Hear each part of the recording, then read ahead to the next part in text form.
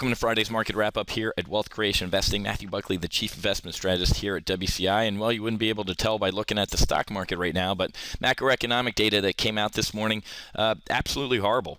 Saw some inflation indicators, core PPI and regular PPI, not that big to me right now, but retail sales imploded, and the University of Michigan consumer sentiment was the biggest miss on record. Okay, it's the first consecutive monthly drop in 14 months.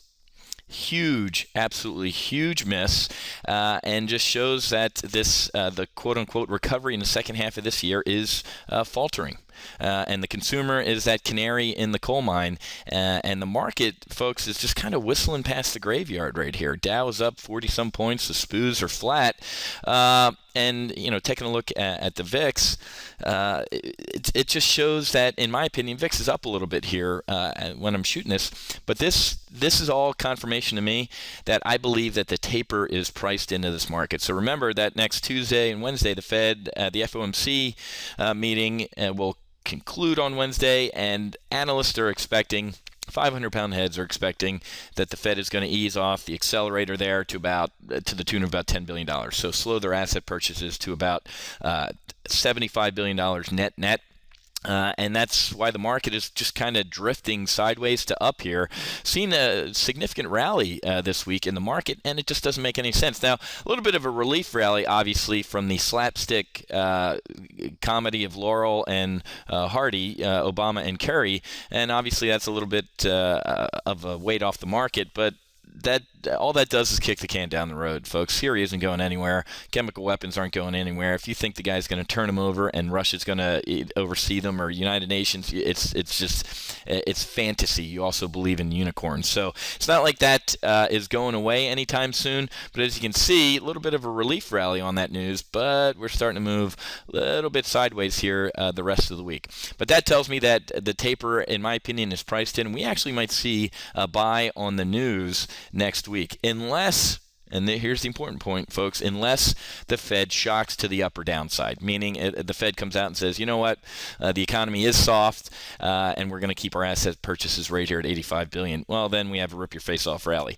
Or the Fed surprises to the downside and says, we're stopping tapering altogether, or we're ending our asset purchase altogether, or 65 or 50, whatever it is. So if we see anything surprising out of the Fed from what I just discussed, we might see a move to the up or to the downside, but this just doesn't make any sense, folks. The macroeconomic data aren't good recently, which might be another reason that the market's kind of moving higher to sideways, is that, well, maybe with all this macroeconomic data that came out, especially the jobs number, that the Fed isn't going to taper as much as expected. So, but get ready for this, folks. I mean, this is the next thing on the radar. If Syria is on the back burner and the taper might be priced in, here you go. We have the budget battle and the debt ceiling coming up here, and there's a small minority of Republicans who are going to go to the mat.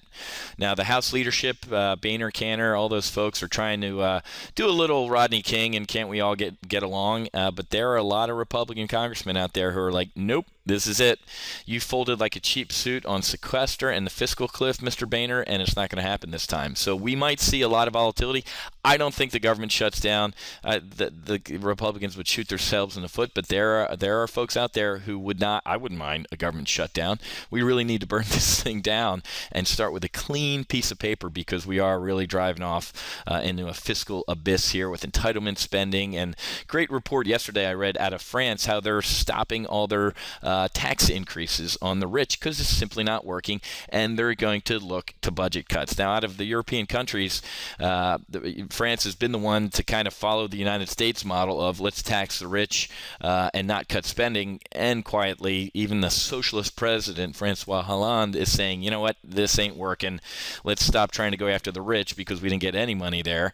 They left, and let's try and cut some spending here. So this might get a little ugly. We're probably going to see a nice uptick in volatility based on the debt ceiling and fiscal cliff, debt ceiling and budget battles. But I really don't. It's going to be theater, folks.